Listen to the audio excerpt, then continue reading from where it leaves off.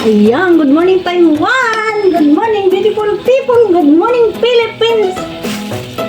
Dami na namang trabaho nila sa kusina. Dami isda oh. Nilinis ko to guys.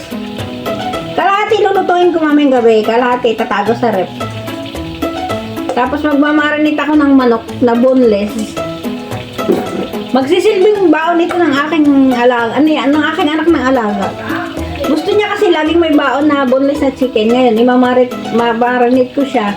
Tapos piprito ko mamayang gabi. Baon niya yan isang linggo. Hinahati-hati lang. Naku, ganyan katipid ang mga Taiwanese guys. Kaya sila yumayaman. Kaya sa promise guys, ang dami kong natutunan dito sa Taiwan. Kung paano magtipid. Lahat na. Grabe sila. Tapos may shockwave. Oh, ayan. Shockwave. Mag-iisim ako ng shockwave. Hating ko ang isda niya. Hating kapatid. Kailangan ay hating-hati yan para sa susunod na luto ay kaso, paano ba yan? Ayan. Mali pala eh. Oh, ito pala dapat. Yun. Itatago ko sa rep itong iba. Tapos ito lang yung lulutuin ko ngayon.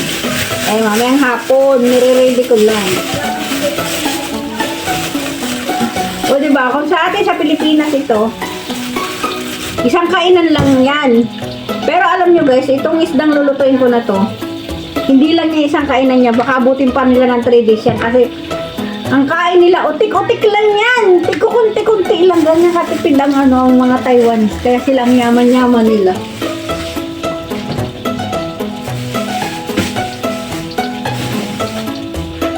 Ang taas ng rep, no? Mataas pa sa akin. Ganyan ang rep ko sa Pilipinas, guys. Ang taas. Nakakatuwa, no? Eto, mamayang gabi ko pa ito lulutuin. Tapos naka-ready na yung Ricardo kasi nung pag bumili ka niyan, may Ricardo na. Ilalagay ko lang yung rep. Kasi may gagawin ako. Magmamarinate ako nito.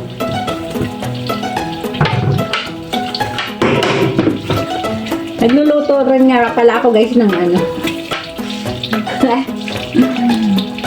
nangulamin namin ni Evelyn. Yan. Hindi nyo kita.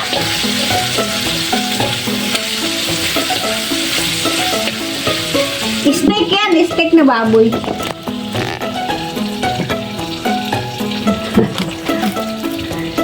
Lalagyan ko ng sibuyas.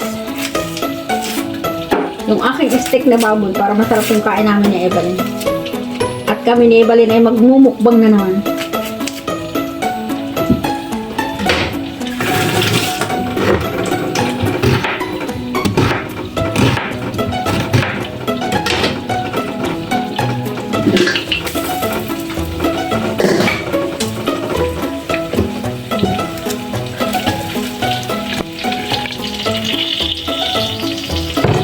Magmumukbang kami ng banin.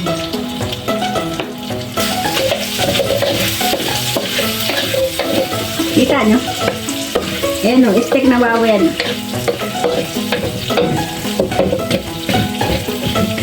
Hindi ko lang nilalapit cellphone kung baka sumamog yung cellphone ko eh. O ayan, luto na ang ulam naman eh. Balin steak na baboy. O diba ang sarap? Luto na yan guys. Kaya mamaya pa kami kakain. Takipan ko lang muna, tapusin ko yung ginagawa ko. Patayin ng apoy. Ayun. Nagiba. Nagiba. Ano ba yan?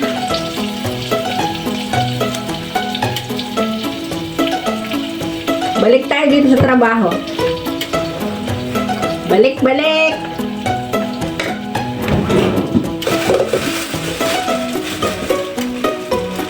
Marinate natin tama na 2 bawang. Kasi yung amo ko, alam mo na, ayun yun ang marami. Matipid dun talaga. Kaya guys, alam nyo guys, hindi naman masamang matipid. Kasi nga, kung hindi ka matipid, paano na lang yung pinabukasan, di ba?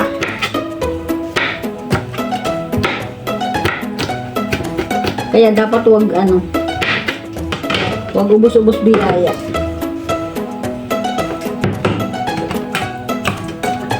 Wag nang anuhin yan. Ay, pero mas maganda yata hiwain ko sa gitna. Para pag pinirito mamaya, sagad na sagad. Ang lasa!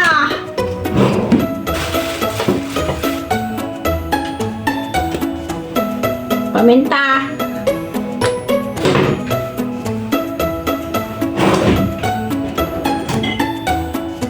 Saka toyo. Kasi hindi naman masarap yung pag walang toyo. Tapos lagyan natin ng konting oyster sauce para manamis-namis. Pag oyster sauce kasi matamis-tamis. So ayan na guys. Marinate na yan hanggang gabi. Tapos mamayang gabi, iluluto ko yan sa mahinang apoy na may mantika. Yun. Magsisilbang baon niya to hanggang 1 linggo. Kasi hihiwa-hiwain niya ng kapo-kaputol yan para baon. Ako alam nyo guys, yung aking amo, nagbabaon talaga siya sa trabaho niya.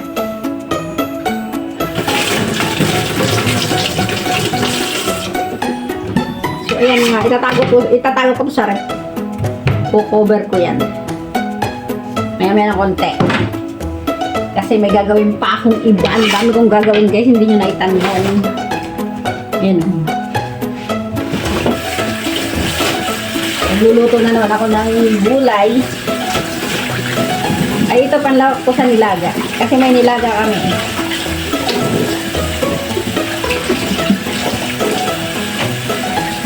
Hugasan ko ng filter. Tubig, may filter na tubig kami.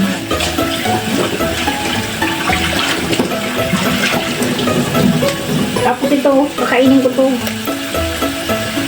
Yung medyo ilalim. Pero to ilalaw ko sa nilaga.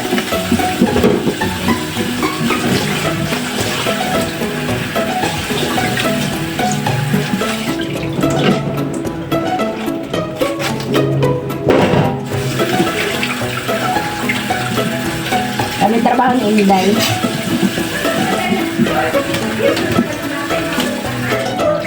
Ito kinakain kong litos guys. Hugasan mo pa yan sa Hugasan mo pa yan ng 3 beses sa filter. Ayan, ang malalaking kutsay.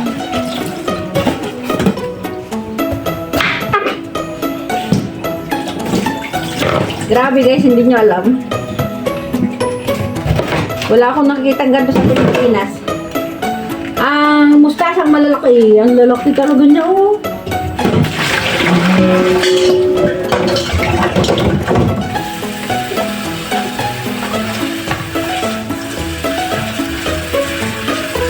Parang sa gabi to guys. Hindi ko pa yung gagayatin kasi nga.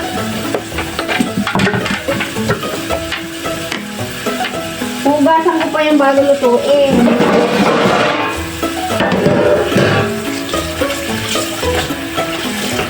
Kahit guys, yan ay nahugasan ko na. Ngayon, bago lutuin yan guys, kailangan na yung hugasan ko ulit. Kasi hindi natin alam, baka nagapangan ng kahit anong insekto. Kaya ayan.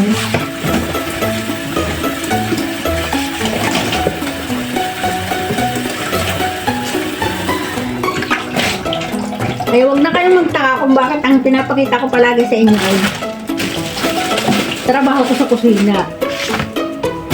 Kasi po, ako po ay caregiver ng Taiwan. Caretaker all around.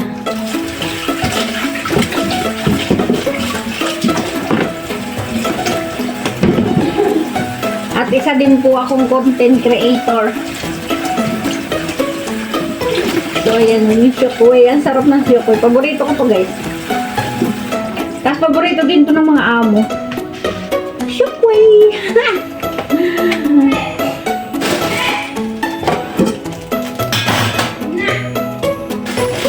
Ang ingay ni Iba rin nasa labas. Ang ingay doon sa labas.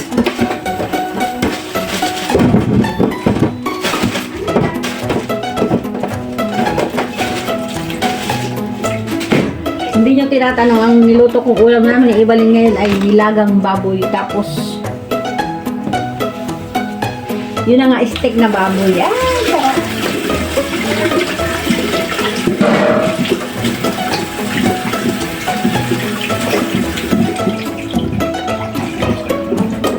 At ayan na nga, guys. Yung panlaw ko sa nilaga, ayan.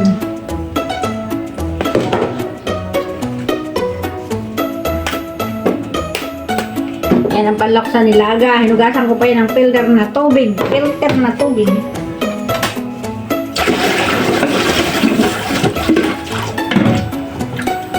Tapos yung kakainin kong litos, babad ko muna sa tubig na filter.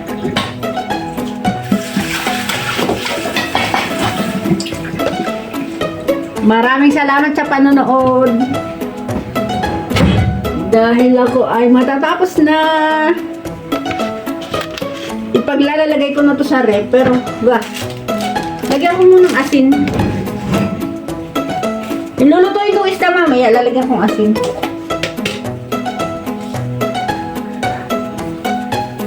Para malasa. Alam nyo guys, itong isda na to, ipiprito ko tapos aadubuhin. Ganun ang masarap na pagluluto ng isda. Iprito mo muna tapos adobo. Ganun talaga.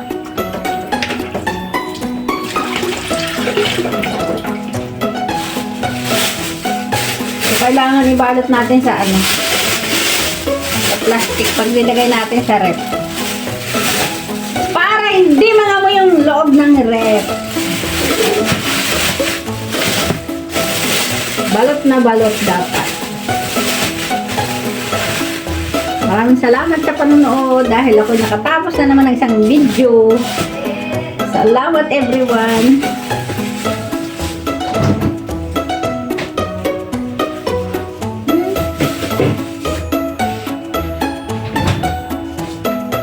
Bye-bye! Paalam! Paalam, paalam! I love you all! Bye!